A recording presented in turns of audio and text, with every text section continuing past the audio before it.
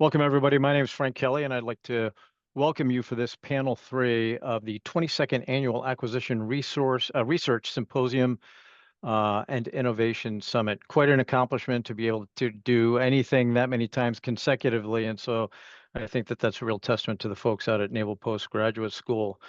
The theme of the event is creating synergy for informed change, transitioning in technology to the warfighter. This forum is a great opportunity to directly link scholarly acquisition research and scholarly dialogue with acquisition policymakers and practitioners.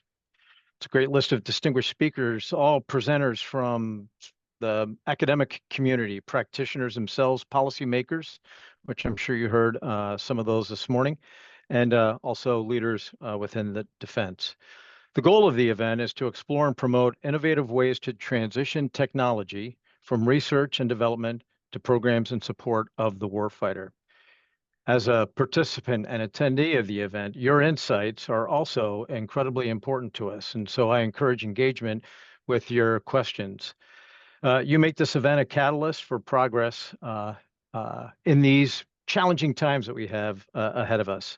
So let's continue this day as a day of discovery, dialogue, and forward thinking. And if I don't get to it, I do want to thank our panelists for taking time out of their busy schedule. There's quite a bit going on. And of course, Broderick and Jackson, thank you also for making sure that we're able to pull this off from a technical perspective via Zoom. With respect to panel 3 specifically, our title of this event is Empowering the Acquisition Workforce, Perspectives from Service Directors. And again, my name is Frank Kelley. I work at the Defense Acquisition University. And in your programs, you may have seen that we had the services represented and the Fourth Estate represented as well. You probably have their bios out there. But I also want to thank a special shout out to Liz Bryant for stepping in at what I would say was relatively short notice, probably less than 2 hours ago, but she's a pro, and she is going to enlighten us from an HCI, Human Capital Initiative perspective. Speaking of our panelists, we have our 3 service panelists out here, as well as our Fourth Estate DACM. And the order that I'm going to proceed in today in terms of introducing our panelists, I'll give a brief intro of our service DACMs and our Fourth Estate DACM, and then they will have a presentation to show you. That should take probably about 15 minutes. I'll move on. Liz will be the last speaker as HCI for today. And then what we'll do is we'll go back and we'll see if we have any questions from our audience or our speakers themselves might very well have some questions for each other. First person I'm going to start off with, the Army right now. I'm going to with Mr. Ron Richardson, goes by Rob. He is the director of the U.S. Army Acquisition Support Center and director of Acquisition Career Management for the Army. He's got more than 30 years of experience, and he's got an impressive and diverse career spanning medical information and weapons systems acquisition. He served as the Director of Acquisition and Operations at PEO Soldier, and my time in the Marine Corps, we had a chance to work with PEO Soldier quite often. They were particularly good, I'll say, shipmates, especially during testimony season.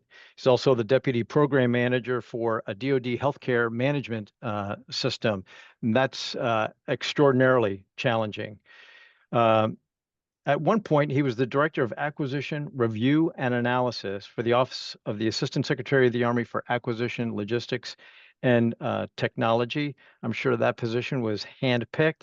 And finally, his credentials. I also think that these are impressive. He has an MS in Biomedical Engineering from Duke. I'm not sure how many people there are that have a biomedical engineering degree from Duke, but we have one on the panel today. And one ticket that I never got that he's got, and he's got a degree from ICAF. And you know he's an older guy because he actually calls it ICAF in National Resource Strategy. So Rob, over to you if you want to flip your camera on and tell us a little bit about your perspective and the status of the Army acquisition workforce. Over. Thank you, Frank, and good morning, everyone, from beautiful downtown Fort Belvoir, Virginia. So delighted to be here this morning. Would have only been better if we were able to travel to Monterey, but that's kind of my theme here this morning, and I think I may have a little bit different tack than my counterparts from the other services, because I don't know how to approach anything other than head on. So I'm going to launch right into we've been doged.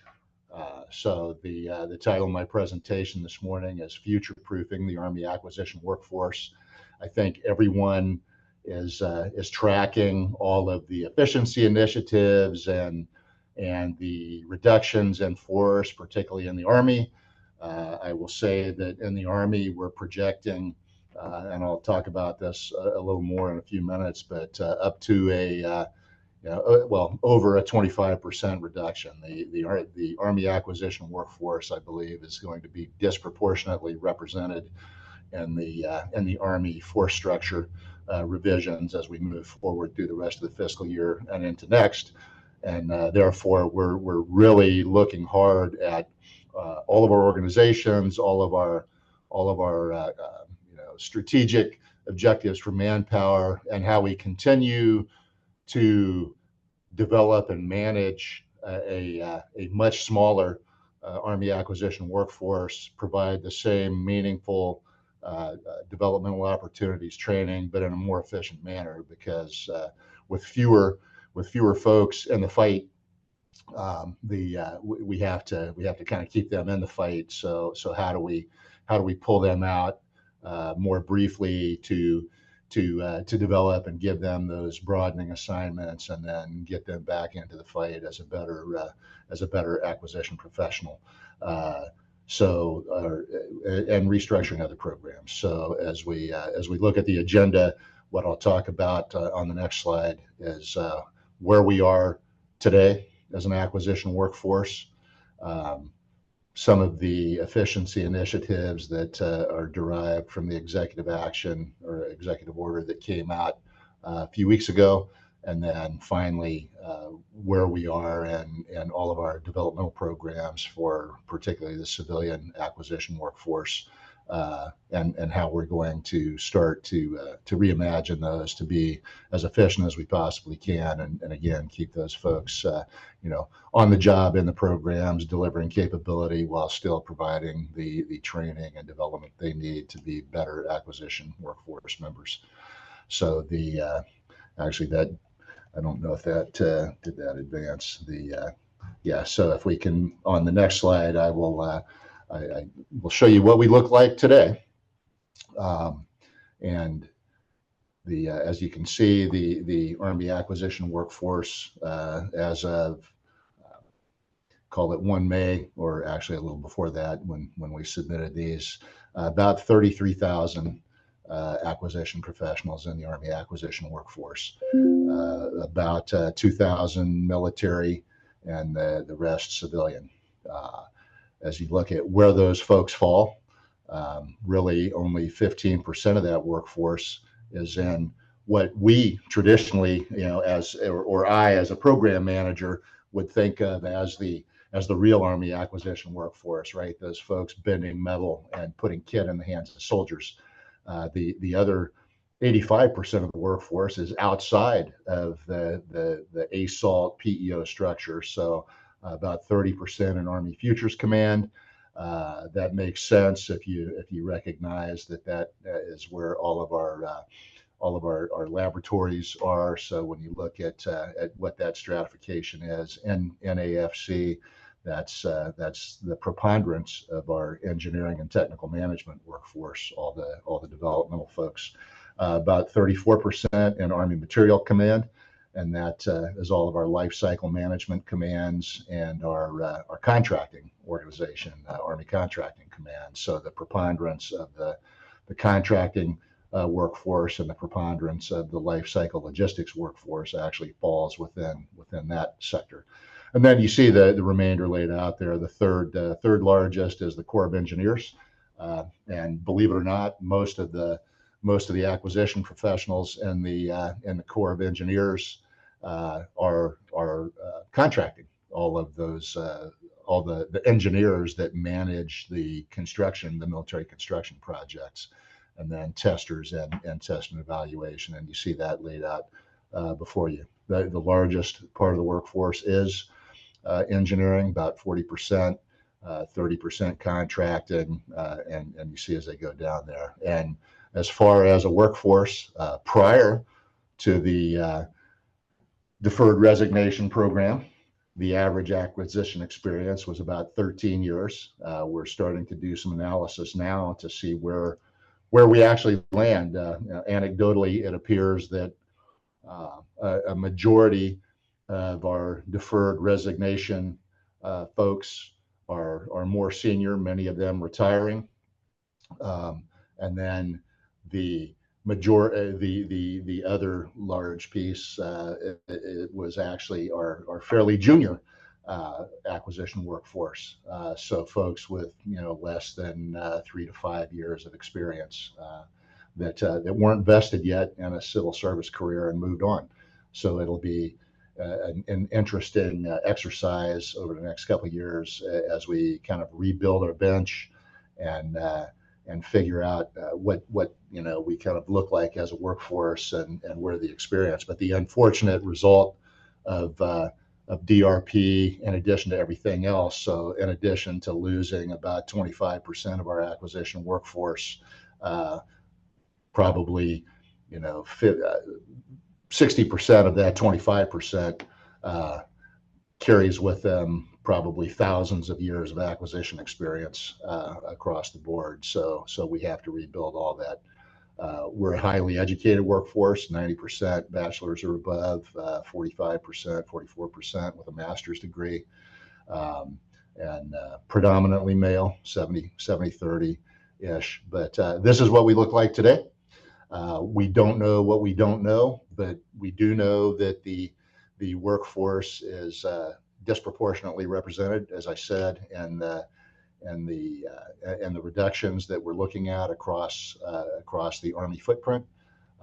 So we're projecting probably a 25% loss. So I don't know where we really end, but probably somewhere between north of 25,000, certainly south of 30,000, and we won't really know what that number is until we start to see the deferred resignation folks drop off the rolls and can really count for them.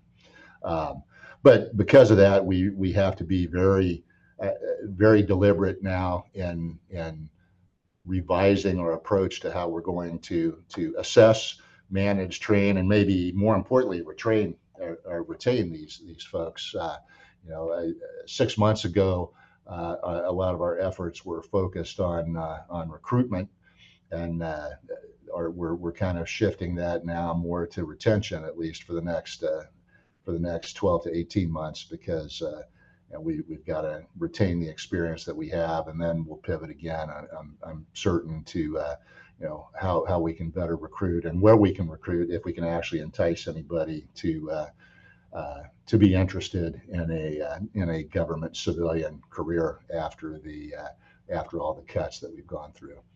On the next slide, we'll look at what we're doing in terms of compliance or assessments and compliance with the executive order that came out back in April 9th. So if you recall, that order says that the acquisition workforce is a national strategic asset, which seems to be a bit at odds with what we're doing in terms of the reductions, but we will work through that. And I've highlighted some of the specifics there that we think have further impact or will help us stratify and develop or refine our programs to support the folks that we have. So looking at all the functions and roles across the workforce and across the organizations that I showed you on the last slide, to figure out what the right processes are, and how we're looking at the decision-making process as you're doing a contract, who signs off on that, who's actually in the driver's seat, depending on where we are in that process, and do we have the right kind of mix of those folks, which goes into the section 5 part there, and one of those sub bullets, so that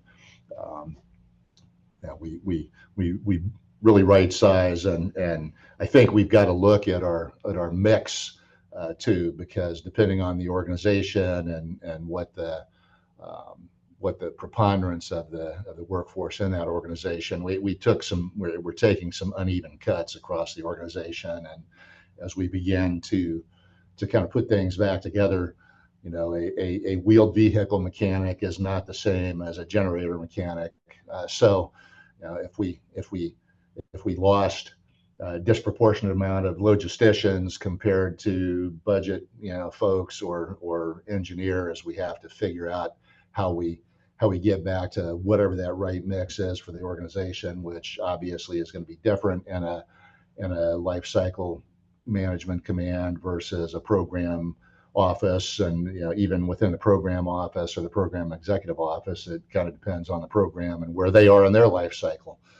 So a lot of assessment, a lot of analysis as we rearrange the remaining folks to be in the right places to do the mission that we have, which I tell everybody, job one of the Army acquisition workforce as a key part of the Army modernization enterprise is to ensure that no American soldier is ever in a fair fight anywhere. So with that as our objective, how do we best align the remaining workforce that we have, bring back in or readjust the rebalance so that we have the right mix of folks with the right experience levels and the right training skills and capabilities, so that we can be agile, adaptive, and really accelerate the delivery of the capability of the force. So it's going to be an interesting couple of months as we go through this process, and I think we'll start to see some of the differences between the services and what those programs are going to look like and how things get restructured.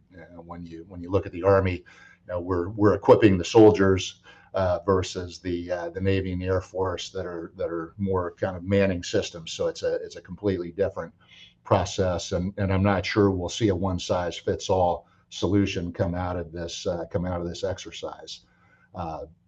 So with that, as we move on to the next slide, I'll talk about what we're doing with some of our key developmental programs. So this is my horse blanket of kind of all the education and leader development programs we offer to the Army acquisition workforce, which includes officers, NCOs, and our civilians. So just very quickly, as we've started to deal with this, we've already re-engineered that and reimagined that leadership excellence and acquisition developmental program that's kind of top right quadrant with the eagle head on it. That was our premier development program for kind of our mid-level civilians. So the NH3, senior GS 12, 13 level folk that have been identified by their leadership as an evolving key leader and someone worthy of further development. So we used to, or a previous program, we pulled them out of the workforce for 2 years. They did a project locally at the location where they were for generally another program executive office, another program office, to give them some broadening across the portfolio.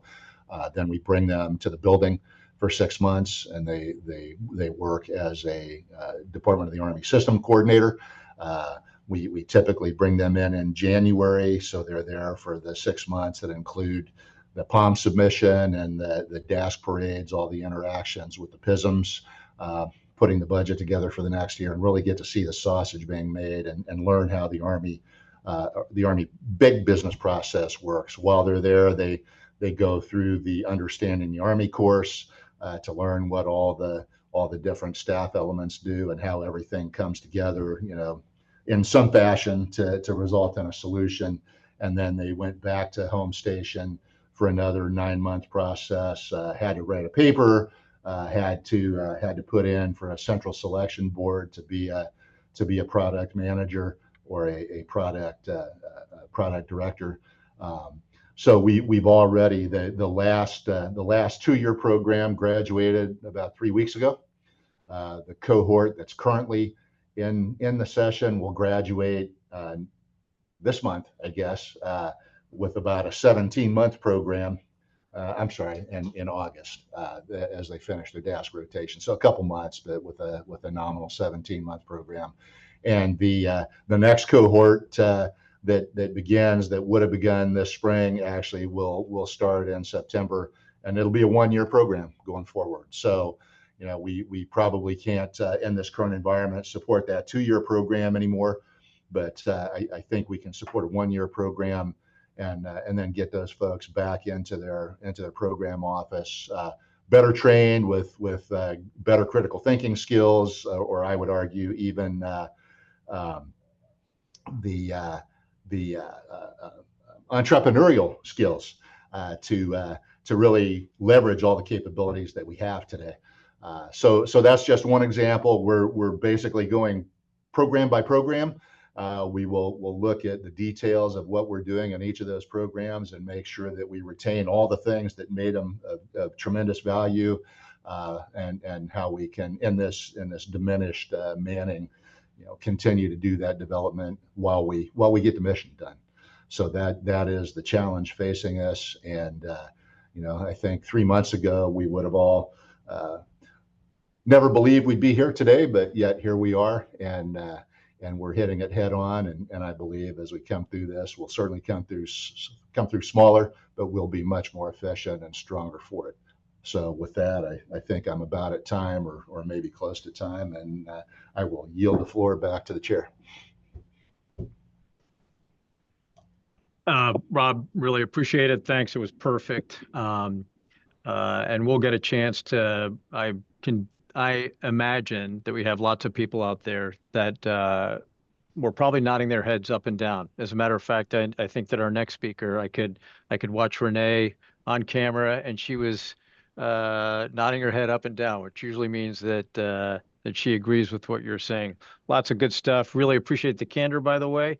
And I would say, quite frankly, I think that the Army acquisition workforce is lucky to have you. It looks like they have somebody there that's pulling for them.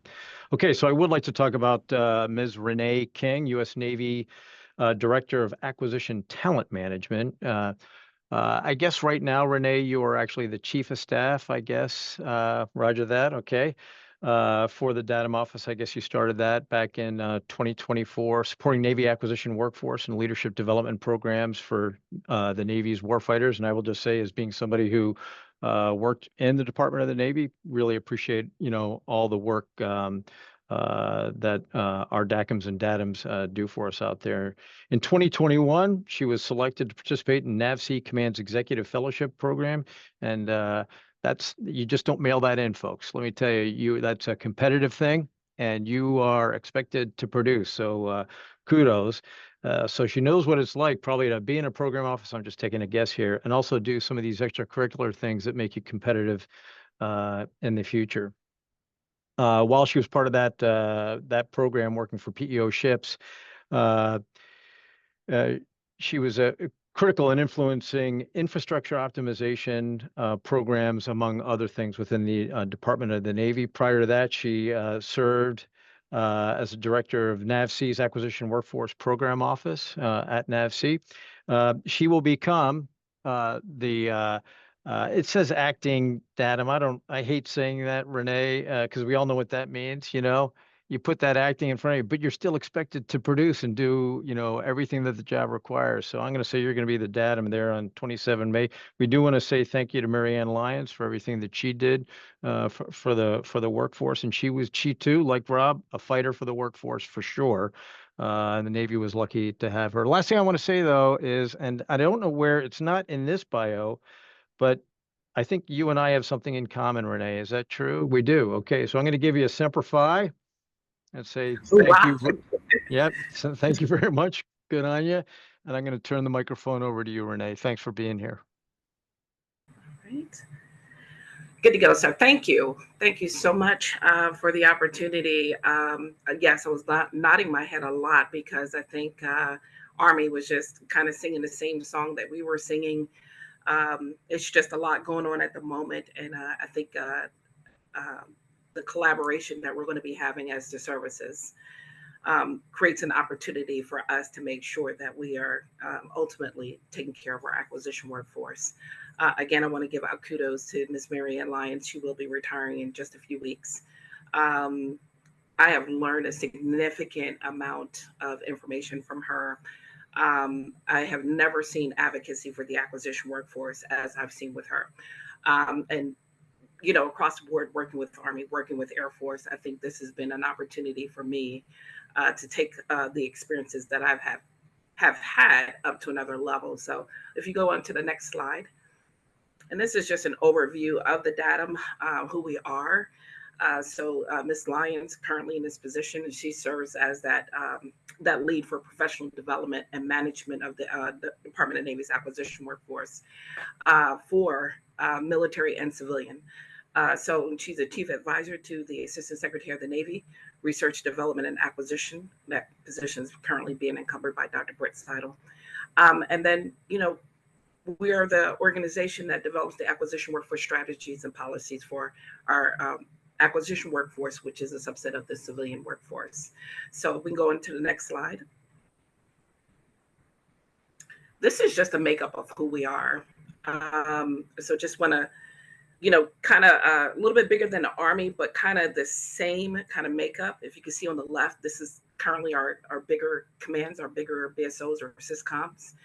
NAVFAC, NAVC, NAVSUP, NAVWAR, Marine Corps, they're all represented over here. But if you look on the right side of the screen, you can see with the page, you can see our functional areas, just the same as Army. Our biggest functional area is actually ETM. And you can see the breakout with contracts, BFM, BCE, T&E, test and evaluation program management, and life cycle logistics. So we have a similar breakout. It's just our organization is a little bit bigger, but the majority of our workforce is ETM. You can go to the next slide, please. And so I think moving forward, just as Army said, that's why I was shaking my head up and down. Yes, this is going to be a good exercise to figure out how we can sustain the work that we do with the acquisition workforce that we are going to have. So right now, if we're sitting at 55,000 for Navy, and that's pre-DRP, we didn't include those numbers in this, we still have to do a certain amount of work that's still going to be able to support. And so how do we keep that workforce educated? How do we keep them trained? How do we continue to develop them? And so these are some of the opportunities that we currently have. And I have Lauren Engel on who can talk a little bit more about the NADP program. So I want to highlight that we have that program. That's a 2-year developmental program that we have. That's one of our premier pipelines for the acquisition workforce. So I want to just keep a little 30 seconds for her so she can talk about that a little bit more. One of the strategies that we use is our OMN dollars. We use that for recruitment, retention, and rewards. So again, like Army, we were looking at recruitment, and then we had to shift a little bit to retention. And so now our goal is going to be to retain until we're able to hire after the hiring freeze. And so we'll see what that looks like in the future. Can't say what it is right now, but we're going to be using a combination of opportunities that are available to us in order for us to strengthen the acquisition workforce with the reductions that we're about to experience. So we have the Acquisition Excellence Awards. This is a way we can showcase some of the great talent that's out there, some of the great work that's being done across our PEOs. We also have the Public-Private Talent Exchange. We currently have 2 folks in that cadre, and they are both, one is at Amazon and one is at NDIA. We also have Sigma rotations where we actually have employees come and shadow RD&A. Our Assistant Secretary of the Navy, Research, Development, and Acquisition. So that's a great opportunity. We keep someone running in that effort for about 2 weeks. For about 2 weeks, we have somebody come and shadow. The next opportunity we have 2 courses. One with University of Virginia at Darden. And then we also have another one with UNC Chapel Hill. And this is the Understanding Industry courses. So we have a couple of those. These are some outstanding courses. The feedback that I get from these are that these are some of the best courses that they've ever had. The engagement with industry, understanding industry, I think is a key takeaway that sometimes you just don't learn in a regular tradition DAU setting. Nothing against DAU, but this is where we're learning, how to read their financials. We're learning how to communicate with them better. So I think this is helpful to the workforce. It's helpful to our BFMs. It's helpful to our contracts personnel. So it's just a phenomenal course that we have had. And then we also have National Defense University, and that's a one-year program called Eisenhower School, or as my counterpart previously said, he graduated from ICAF. So this is the same course. So these are some great opportunities that we're offering to our workforce. We're hoping to continue everything that we're currently doing, even though we're going to maybe have to scale differently.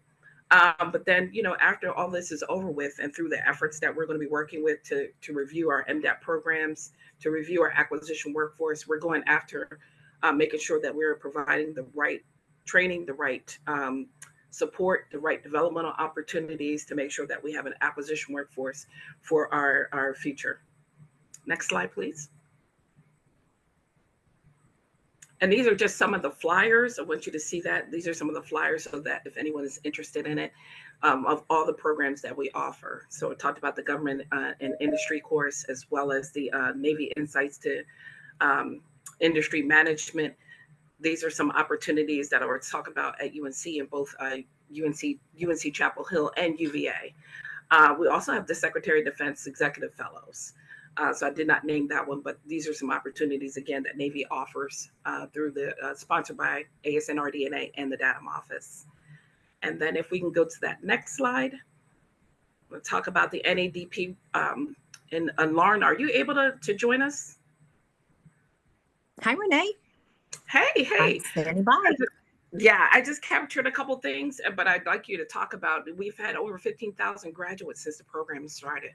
So this is our acquisition pipeline that creates that longevity. So as people are exiting out of the federal service, out of civilian employment, this is that pipeline that helps to bring in that talent, and so we can develop and train them moving in. But Lauren, I'm going to give you that opportunity to talk about that a little bit more. Thank you. Sure, absolutely. Good afternoon, everyone. My name is Lauren Engel. I'm a proud director at the Naval Acquisition Career Center and the NAC, as we call ourselves. And the NAC is the execution arm of the Navy's Director of Acquisition Talent. NADP, a very proud program, around over 30 years, like Renee said, graduated over 15,000 leaders. And a lot of those people have gone on to senior leadership and SES positions in the acquisition community. The program, most folks start at the GS7 or GS9. And they graduate the program already at mid-career point at the GS12. It is a 2-year program that the NAC and DATM, we fund the program. We fund their salary, their training and developmental opportunities. And as long as they have successful performance, they will transition to the SYSCOM Homeport Command in 2 years. And the commands will then ensure they reach all their developmental milestones by that 3rd year when they graduate around the GS12 level. At the NAC, we do centralized hiring and career management to support the program and also manage it. And then the SysComs do the recruiting. Since they're going to be on their roles, they go out to different career fairs and events. And we join them from time to time, which is the great partnership we have with commands.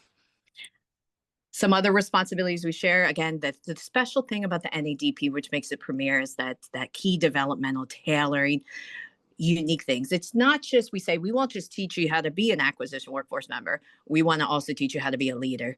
So you'll see some of this, they get a tailored master development plan, rotations, acquisition project, leadership courses. They do a meet the fleet to connect them to mission. And of course, they have to get that DOEA certification. The number one thing our NADP graduates enjoy is they get to go on a funded, which we pay for in DATM, external rotation for up to 90 days. Our folks have done really exciting rotations, and it's always the highlight of the program. And so we feel that NADP for the Navy's acquisition workforce is a strategic advantage. We ensure the Navy's ability to acquire and maintain that cutting-edge technology and capabilities, and what a return on investment we get. We create an acquisition workforce capable of managing those complex programs and delivering critical assets to the fleet. It's something we're very proud of, and appreciate the opportunity to speak more today on the program. Outstanding, and thank you, Lauren, for that. So this will be all for Navy, unless there's pending any questions, sir. So we'll probably get some questions as we do the follow-on stuff, Renee, so we'll move on. But I do want to say thanks. And Lauren, hang on. I want to say it's a little weird. We can see everybody else, but I can't see you. But I'm going to tell you, you sound like you're like on radio, to be perfectly honest. You sound terrific out there. Thanks for coming in. And Renee, I just want to say thanks. I love the head nods up and down. Validation Yeah. for all of us that are experiencing the Mhm. same thing. I do want to play poker with you someday, but I appreciate the head nods. Somebody else who I appreciate a lot is Otis Lincoln. And Otis Lincoln is our fourth Estate DACM. He entered federal service in 2009 as a contracting specialist with the as a chief financial officer for DIA, of all things. I did not know that, and I'm sure I heard that yesterday, a little bit more about that later. He expanded his aperture within the acquisition community by moving into the program management field. And so that idea, by the way, of going from one career field to another, Otis, is something that you've lived. And I think it could very well be something that the rest of our career managers might want to talk about and think about. I think that Rob gave us some good insight where a logistician, you just can't take a logistician and put them in an engineering role and think that just because they're acquisition professionals, they're going to be successful there. Otis was responsible for successful planning and execution of various multi-million-dollar programs that included increasing acquisition exposure into industry, super important, training and career development of the agency's acquisition workforce. And one of the other things that we can't disregard is all the change that we're experiencing here too. So it directly impacts us in government for sure. But especially for those of us that live in the Northern Virginia area, we are hearing it from our industry partners as well. It is going to ripple through the entire defense enterprise. Currently, Otis serves as the Director of Acquisition Career Management for the Fourth Estate. And if you had quizzed me and said how many defense agencies is that, I would have underestimated considerably. 32 defense agencies and field activities with oversight of statutory training, professional credentialing, continuous learning, and career development for more than 31,000 acquisition workforce members. The other thing that I want to note is that Otis, really appreciate you taking time out of your schedule. I know that you have your leaders building leaders right now. That you're into day 2 of that, and please feel free to do some shameless advertising if you'd like to about that extraordinary event as well. Otis, over to you. Good morning, and thank you, Mr. Kelley. I appreciate that. It's good to be back in this symposium. I think this is my 3rd year doing this. So it's great to see, all of my colleagues here and be able to take a few moments to speak to you all. And just like Mr. Kelley mentioned, so the Fourth Estate, we operate a little differently than the military departments. One of the big things is that we do provide support to the DoD agencies outside of the military. So, and that does include the intelligence community as well. So that is roughly about 31 different agencies that do participate under the Fourth Estate DACM umbrella, which is roughly about 30,000 acquisition professionals that kind of range across all of the functional areas. So our most populous functional area actually is contracting, and engineering and technical management actually are the most populated areas that fall within our umbrella. But we do have representation across all of those, all of those footprints. So we work with them, make sure the individuals get scheduled for training and development, as well as the main purpose of DOIA certification as per their job description. So we work with agency representatives that are kind of footprinted into those organizations to get those individuals certified in any additional training that is required. One of the big things that I like to mention when it comes down to what we do and how we support the acquisition workforce, again, as Mr. Kelley mentioned, is our Leaders Building Leaders. I do want to shamelessly plug that. So that is a big symposium that we do have every year. It's a 3-day event, and we get speakers from all over. So we use folks within DAU, as we are co-located with DAU. We have some paid speakers. We get speakers across academia as well as in industry, and just have a host of events and discussions and panels to kind of just help stimulate and get the actual acquisition workforce thinking about what is the next step when it comes to their acquisition development. You know, we hire individuals in, you know, the main thrust has always been the DAWIA certification. So I look at it where we kind of help bridge that gap is, what's the next step? What can we do to help bridge those gaps of whatever that the agencies are doing? How can we help provide supplement to that?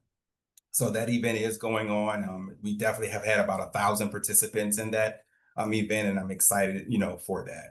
One of the other things that we do a lot of with our acquisition workforce is we do a lot of guest speakers. A lot of times we get a lot of feedback from the acquisition workforce to say, hey, do you have any micro-learning opportunities on this topic or this topic? So what we do is my staff will go out and kind of look for speakers and kind of have like mini brown bag sessions about information or data that is interested to topics to the acquisition workforce. So we kind of like doing that just because of the fact that it's real-time support that we're providing to the acquisition workforce based on their needs. And that's one of the big things I think that has been successful with us. We are one of the smaller entities, small staff here as well. It's about 9 of us, but we do provide that support, and we definitely look at how we can help utilize things to be able to provide kind of tidbits or tools that they can put into their toolkit to be successful in their long-term career. I always tell acquisition workforce members, because I do meet with them from time to time, I do have open office hours where individuals can kind of come in for an hour and ask questions. And it's one of the big things that we do where we just say, hey, you know, let's look at what are your goals right now? You know, what are your goals 5 years from now? What are your goals 10 years from now? How are you engaging with your supervisor? Because where we sit, as we don't have direct, you know, kind of oversight within the agencies, we're kind of looking at it from a strategic kind of broad perspective. And so we take things and provide to the workforce, and then, hey, take these things back to your supervisor, have these critical conversations with them to say, this is kind of where I'm looking to go in my career. How can your organization or this organization help me get there? And what tools can you provide? And then what can the 4th Estate DACM do, and how we can supplement and bridge that gap and look at how we can develop the employee in its totality, you know, not only just on DAWIA certification. One of the other things that we do a lot of with our acquisition workforce, myself and actually my colleagues, we participate in functional area fit panels. I always like to bring this up because a lot of things that have changed. And as you know, we're kind of a few years beyond the new DAWIA framework, but we all sat in those panels and kind of had discussions on what would kind of be working best for the acquisition workforce, as far as making sure we're removing a lot of that upfront training and maybe being able to provide some experiential training as well in regards to that too. So we sit on that. We provide information directly back to the workforce, what comes out of that. We are a contributing factor to what goes on at those strategic decision levels. We provide feedback on to them as well. So I look at it as, you know, my job is to help bridge the gap from the directorate, from the agencies, as well as from OUSD and even HCI, as you will hear from Ms. Bryant later, just to be able to say, okay, hey, this is what's coming from the field. This is the support they need. This is the training opportunities they need that we can help develop them. We are a big steward as well of dollars. And we have a robust L&T&M portfolio, which is our leadership and talent management portfolio. We have about 10 courses that we can offer outside to our acquisition workforce members. And it's an array of a cadre of topics. We talk about analytics, problem solving, leadership, artificial intelligence. It's just a good, robust catalog of courses that our acquisition workforce members can apply to that can kind of help supplement into their day-to-day positions. Again, I just wanted to kind of provide a brief oversight. Thank you for the opportunity. And Mr. Kelley, I'm going to turn it back over to you. Okay, appreciate that, Otis. And but you got to stick around here. So no sneaking off back to leaders building leader until we're done here today. Okay. Liz Bryant, again, I can't say enough. Thank you for participating. And Liz Bryant and I joined DAU right around the same time in the 2018 timeframe. Liz came in. I think I'll take a guess here that she thought that she was going to be able to really focus on teaching contract management and provide her decades of experience working and supporting the Air Force in a specialized career field where she has developed leaders on her own. I'll tell you, this is one person who loves to reel off the names of folks that she has had working for her or she's worked with, and eventually maybe she worked for herself. And she is so proud when she sees folks that have moved on and done some great things. But she wasn't done there. She moved up into one of our leadership positions here at DAU, doing as the Dean of Outreach and Mission Assistance, which is engaging with the workforce. Really, really important for us here at DAU. And she absolutely knocked it out of the park while she was working there. Now, most people would say, okay, I came in doing the thing I love, stepped up a little bit, and I'm done. Okay, I'm done. I'm just going to continue to focus. No, not Liz Bryant. When a vacancy opened up for the Human Capital Initiative program, she jumped on it and has been leading that. And Liz, I can't even. It seems like you've been doing this since the dawn of man, but I know it's only been a few short years. You know, when I look back on her career, by the way, and all the work that she did while she was working for the Air Force, lots of big programs out there that I think are, very exciting. And I'm surprised that they actually let her go, to be perfectly honest. But there's other things that she did in her career that I actually had a chance to participate in. Now, don't forget, I was a Marine, worked within the Department of the Navy, and there was this one thing called Big Safari out there that man, I wish all the services had that. Okay. That's just one of the many things that Liz has on her resume and her biography that just absolutely impressed the hell out of me. So we can all do standard acquisition, but then doing things in different ways, which we are all called to do today, and having things like Big Safari experience in your past, super important, super impressive. The other thing that impresses me is, I'm going to say, it was when civilians go out of their way to get the same sort of educational experiences that our service members are. I love it when I see that Liz is a graduate of the Air Command and Staff College and Squadron Officers School. Love that experience. That says a lot about her ability to relate to the entire workforce. One thing that I am constantly reminded of, and not from her, she is a lawyer. She definitely thinks like a lawyer. She can run circles around me all day.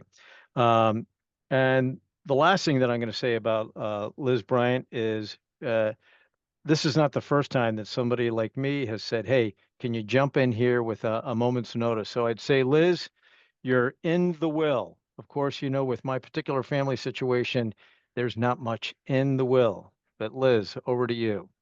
Well, thank you very much, sir. I do want to correct one thing. People don't work for me. I have the gift in my life that they work with me. And that's a philosophy that I try to carry through in everything I do, including being the director of Human Capital Initiatives. Had about an hour and 15 minutes notice. So these are the slides I pulled together really quickly. But they're also slides that I pulled together from a deck that was presented to Dr. LaPlante when he was still sitting in his ANS. So moving forward from the cultivating the acquisition workforce we need, that is an important philosophical point. Regardless of the EOs coming at us, there is one thing that Otis, Renee, Rob Richardson, Ruben Rios at the Air Force, all of us have in common. Our driving force, our first thought in the morning, our last thought at night, and quite frankly, it intrudes on our dreams and occasional nightmares, is cultivating the acquisition workforce we need. So I think that is an important message to start this with. As we go to the next slide, I want to point out there are 163,000 members of the acquisition workforce.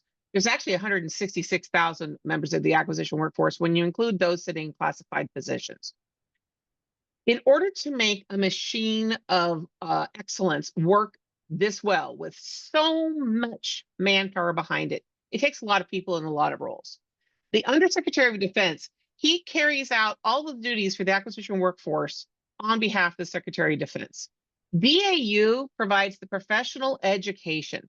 That is an important thing. A lot of people think DAU is a degree granting institution. In fact, it's a professional certification institution. The DAU president, however, is the acquisition workforce chief learning officer in policy. In policy. That is a mightily important and vital role. And Ms. Anderson has not only stepped up to the challenge, she is shaping that into what we need in today's very ever-changing times. As the Director of Human Capital Initiatives, I support the Undersecretary. I support the DAU President in her role as the Chief Learning Officer. I support all of our wonderful defense acquisition career and talent managers. But no matter what, I support the 166,000 members of the defense acquisition workforce in a number of different areas. In order to execute this particular job, think of my job as being the cog in this wheel of training, retraining, of skilling, upskilling, reskilling, of ensuring there's some kind of unity and familiarity between the services. Everybody does things the same way, but everybody does it a little different. So I'm going to use the example of the English language. Mr. Kelley's heard me say this before. From Akron, Ohio, which in my humble opinion is a really great place to be from. In Akron, Ohio, the strip of grass between the sidewalk and the street, that's called the Devil's Strip. Nobody knows why. Always has been, always will be. But it only makes sense in Akron, Ohio. But if you go to Edinburgh, Scotland, if you go to Los Angeles, if you go to Windsor, Canada, they're not going to know what in the world they're talking about. And in a lot of ways, acquisition is like that. It has the same changes in vernacular, in process, in policy, in nomenclature. We have defense acquisition career managers, an amazing set of defense acquisition talent management team. So all people with the same impetus, slightly different ways of doing it. And don't forget, there's a lot of external stakeholders, especially that I deal with in my job. Congress, personnel and readiness, all of the service and field activities that Otis does a great job of riding a herd to keep all those different things connected. Our functional area leaders, we don't say career fields anymore, and we'll talk about that in a minute. Knowledge area leaders, and then DC Pass itself. Next chart, we'll talk about how we do this. Now, I'm going to point out a couple things. This chart is from FY23 Q4. The reason I brought this chart today is, where are we today? Great question. Still TBD. So you'll notice our acquisition workforce, it kept climbing, it kept climbing. Then a funny thing happened on the way to the forum. It's both a marvelous Broadway musical, but also a great thing to live by. A funny thing happened on the way to somewhere. And in FY22, as part of Back to Basics, there was a parallel effort. They went through each and every one of the, at that time, 180,000-ish, then acquisition coded positions and said, hey, wait a minute.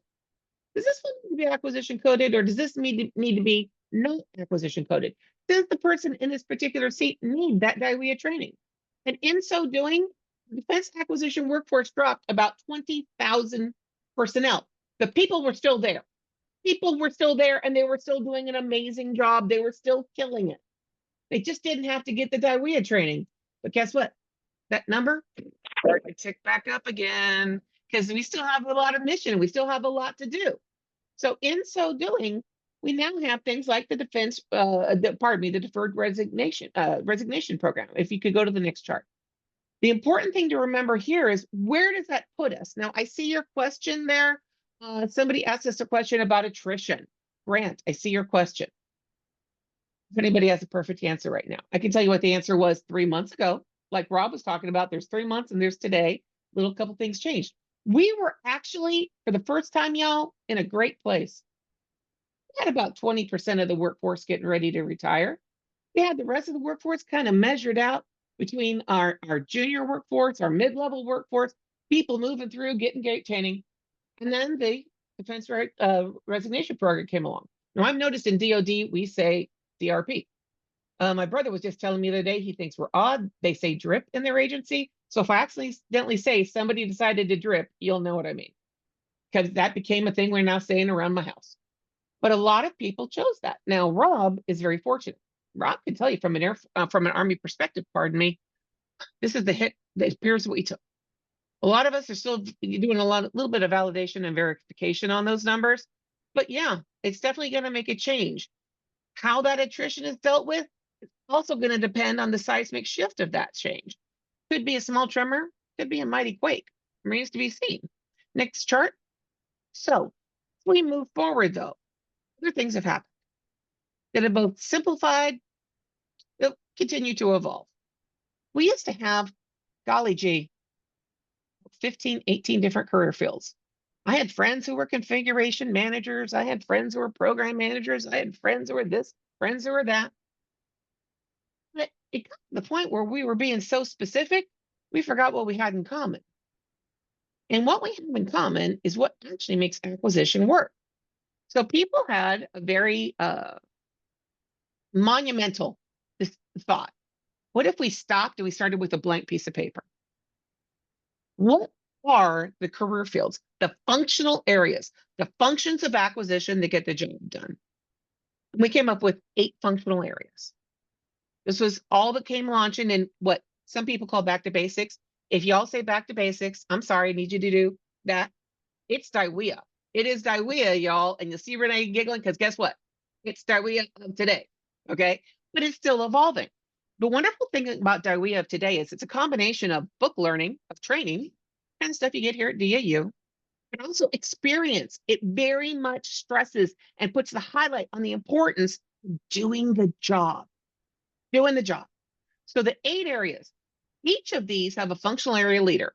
All of them, the SES level, and I'm not talking like, your occasional SES. We're talking like the tier 3, like the Assistant Secretary of Defense for Acquisition is the functional area leader. Notice this, Mr. Ashworth, like I said, I have like 75 minutes notice, so I didn't get a chance to update.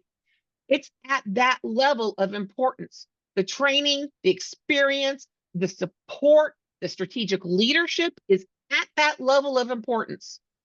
And it's not just all under acquisition and sustainment. 2 of the functional areas are under research and engineering. One of them is under auditing itself, DCAA. Who are the right people to help to shape the future? And that's what we're trying to do. Because each of these people, they just don't deal with the training. They look at the position descriptions. They look at the organizational alignments. There's a lot of thought that goes into this. So as we move on to the next chart, another thing to consider is each of the services, y'all, they're different. They are different. Now, Renee did a wonderful thing. She mentioned 50% of their acquisition professionals are engineering. Guess what? Not in the Air Force, not in the Army, because of mission importance. So when we hear things like executive orders that say, what is the optimal staffing levels? Guess what? I'm Liz Bryant, and I'm leading that sub-effort of Section 5 of the executive order to figure out how to do it.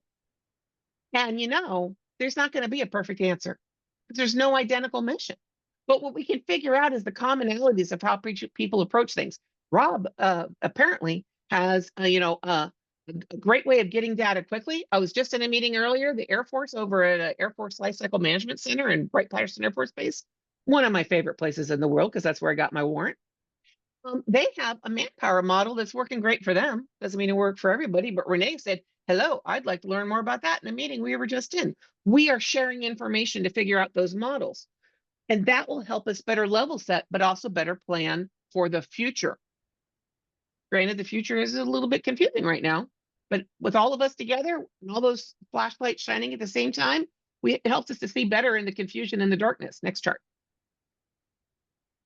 Okay, so this lays out what changed. The biggest change is the time of learning and doing are equally important. Learning from the training perspective, doing is also learning. So it just lays out what people need and all the good things and what we went from to. Next chart, please. Now, I'm going to go back to, and I know there's a lot of words on this, but the good news is I think y'all get the charts, but I'm going to hit them real quick. Demo. As the Director of Human Capital Initiatives, I am tasked with running the acquisition demonstration program. So a lot of you have demo employees. The services implement, execute, run demo for their services. We are the hub of a decentralized system across DoD. There are currently 67,000 people in ACDEMO, 40,000 of which are acquisition workforce members. So our office is the policy, the training, the transactions at the end of the year. Your services execute the program. But this is a program that notices, rewards people who contribute to mission. It's not just about the individual. It's about how does it move the mission forward. So when we talk about acquisition reform and acquisition innovation, that's what this can help to recognize and reward. Reward is the most important thing. DATA, there are actually 4 different defense acquisition workforce development accounts. Renee talked about the wonderful things they do with the Navy DATA account. There's also an Army and an Air Force DATA account, and then the defense-wide DATA account. My office manages, programs, runs, executes that one. So we run that for the whole 4th estate, plus in the Pentagon, for example, ANS, ASDA, all of those wonderful folks. All those kind of things run through this office. The Defense Civilian Training Corps is kind of, it's currently under ASDA, but has DAU support.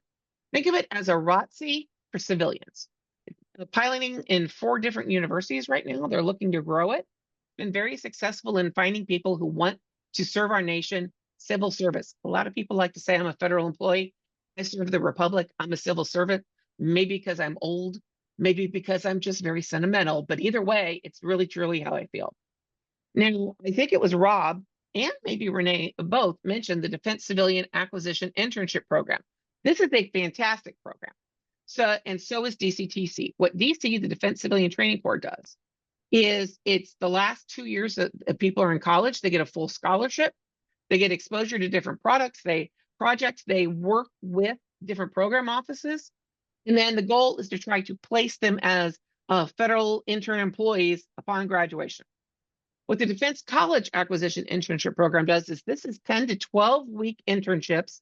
These participants, summer interns, winter interns, that kind of thing, they get experience. They have a 91% response rate of we want to work for the government when we're done. They get paid as GS4 Step 10s. It's a great building block to bringing that talent that we're going to need based on what everybody has talked about today. What are the effects of the change we're experiencing? And then the public-private talent exchange. This is a passion project of mine. It's been around since just as the pandemic was launching, so it got off to a kind of a rocky start. Because, hey, nobody knew what was going on back then, remember? We're all sitting at home trying to figure out how Zoom worked. And now we're all experts. What it is an opportunity for industry to embed in government acquisition program executing offices in DoD, and DoD to do the same from the industry side. I'm going to go back to my example of language. Industry speaks English, DoD acquisition speaks English. Sometimes we don't always speak the same English. I was in a program office once where there were 3 different ASIPs. Took me 3 years to find out there were 3 of them. I was very confused. Now imagine if you're an industry person trying to deal with that exact same program office. So how do we understand each other's motivations? How do government people understand that having the motivation of profit is okay? How do industry people understand we also, though, as my grandmother would say, have to squeeze that nickel to the buffalo haulers because it's taxpayer dollars? So it's understanding each other's motivations and incentives. Next chart. I think I'm done, actually.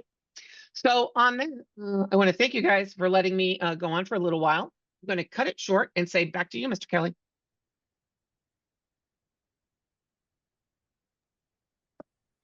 Okay, Liz. Like I said, you're in the will. I appreciate that. I'm not sure what that last comment was about hollers. I'm going to go look it up on Google later on. I'll explain later, okay, sir. I appreciate that. Okay, so we do have, we only really have 2 questions. So folks, if you do have some questions, stick it in the Q&A. We have about 10 minutes left. And the way I'm going to handle this is I'm just going to select, I'm actually going to select Grant's question. And then what I'd like to do is I'd like to get our panelists' perspective on this. And I'm going to go in order. I'm going to go to Rob, Renee, Otis, and then Liz. And so this first one is about attrition, stating that it's always a big issue with the acquisition workforce. Typically, what is the percentage each year and why do you believe it's an issue specifically with in your command and agency? And then I'd like to just kind of add on. And so, what are you doing? What are you doing about it? And one thing that I'll point out is when Rob showed some of his charts, I go back, to the early 2000s when I was still on active duty, and I remember people back then worrying and wondering about, oh my God, our acquisition workforce is at an age where 50% plus could, could retire at any time. And then we just never saw it happen. And so I said, that's Chicken Little crying about that. And then I remember, I think I got this right, Rob, I apologize. Now the eligible workforce that could retire considerably less than 50%, because I think, we got surprised by a large portion of our acquisition workforce retiring. So again, we're talking about attrition, and Rob, we'll start with you. Over.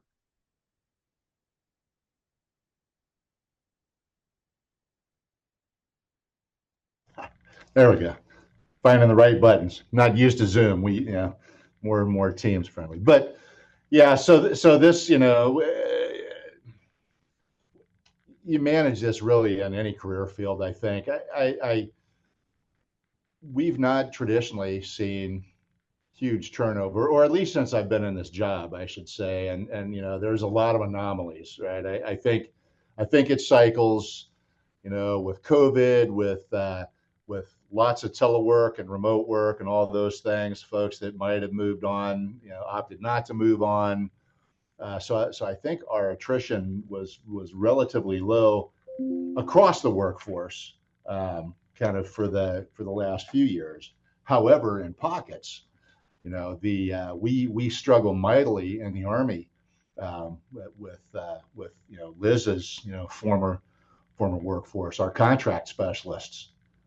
We hire them, we train them, we develop them, we have them for a couple of years, and then they go to work for GSA or most for the federal government, right? Some leave for industry, but the preponderance can go work not as hard, for GSA or FedSim or those vehicles doing government-wide acquisition contracts, that they're not killing themselves working 80 hours a week on big source selections for weapon systems and for more money.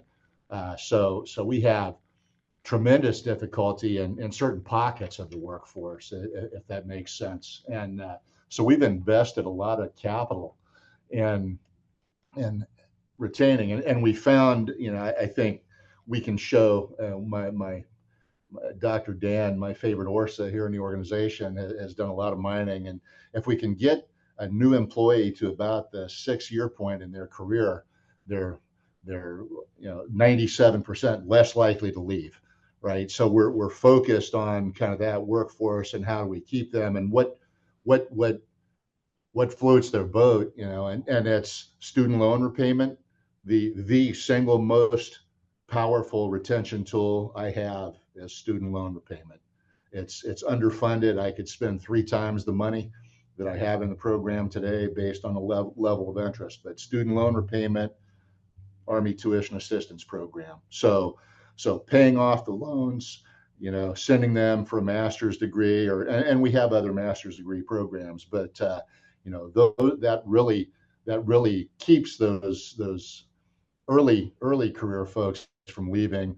And then, we have something for everyone that kind of keeps the mid-range career. But yeah, our attrition until a couple months ago was relatively low, relatively manageable. Now we'll see what we see as we come through this. And like I said in my talk, I think the folks that could retire decided they'd had enough, and the ride was a little too exciting, and they were going to move on elsewhere. And a lot of early, because we offered early retirement along with the DRP on both rounds, in the OPM drip and the DoD drip. We did see a significant portion of that retirement eligibility, vanish. So I haven't run the numbers, or we've got to crunch that, but I think I'm probably a typical, grading lobe now, or a standard bell curve distribution, probably around that 9 or 10 year point, that they really dropped off on the front end and the back end. So we'll be revisiting kind of how we're doing retention, and based on that audience now that we're seeking to keep on the job. Yep. Fantastic. Thanks. I appreciate it. Renee, anything that you would like to point out or add to what Rob had to say? A little bit different than Rob. I want to point out that for Navy, our workforce took a significant hit with the folks between 5 and 9 years. Really surprising us. We thought it was going to be that more junior level, but we use the same tools, student loan repayment, acquisition workforce tuition assistance programs, any of these opportunities so that folks could continue to stay with us. So, but some of the same, but our workforce, we were looking at ways of succession planning. We leverage heavily that NADP program where the commands are able to develop these professionals as their own employees so that they can help to, filter in that pipeline, close those gaps with the folks that are walking out the door. So that's a huge program for us, and it's been very successful. Over. Yep, Roger. I think when individuals see that the organization invests in them, I mean, I've said, despite the fact that it didn't take me up on it, that I would give the Marine Corps another 100 years, and really appreciated that. Yep. Semper Fi. Otis, how about you? It's pretty much kind of the same thing. I mean, the Fourth Estate does a little differently because we kind of look at it from a big picture view of the 31 different agencies. Historically, it's not really had some kind of like little fluctuations, but it's just like kind of Rob mentioned. I think it's been more just honed on the contracting functional area. It has been a problem with attrition, and it's basically just the same things that he said. I think it's just the demand for that functional area, for the expertise. So we just help agencies kind of come up with ways to kind of help retain that employee and invest more in that employee. So I think we're kind of all been experiencing kind of the same things, just a little different flavor to it, but definitely the same thing. Roger, appreciate that. Liz? In 30 seconds, I don't know if traditional attrition rates matter anymore. Because there was a new normal after COVID, and there's going to be a new normal after DRP. So remains to be seen. Yeah. I will dispute the fact that there'll be a new normal. I think that we just should get rid of the word normal. I think one of the things that's really impressed me is that all of you said it, and that is that you're focused on the future. We could probably have another panel, quite frankly, on is it too early to assess back to basics? Sorry, Liz, I said it, back to basics, or the new DIWEA. Is it too early to assess that within the context of trying to do that future focus? But that'll have to be maybe for next year. We're going to tee that up. Okay, so if you're a member of the acquisition workforce right now, I hope what you detected throughout this whole thing is the fact that there's energy and passion here, a sense of duty among these individuals who are in charge of your career. And man, I see it every day. I frigging see it every day. We have a question from Vernon Wallace. I believe it's Vernon. I'm just going to say it's from Vernon Wallace out there. Do they work together? Well, here's what I really like. On the things they agree on, they agree. But when they don't see things that are the same in their service, or from an HCI or Fourth Estate, they're going to point that out because it's important, because that particular workforce is counting on them. And then the last thing I'll say, we are lucky that we have this level of expertise.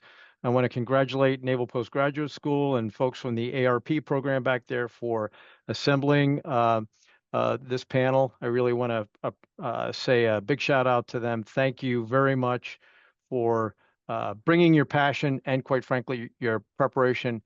Thanks for everything that you're doing for our acquisition workforce. Out.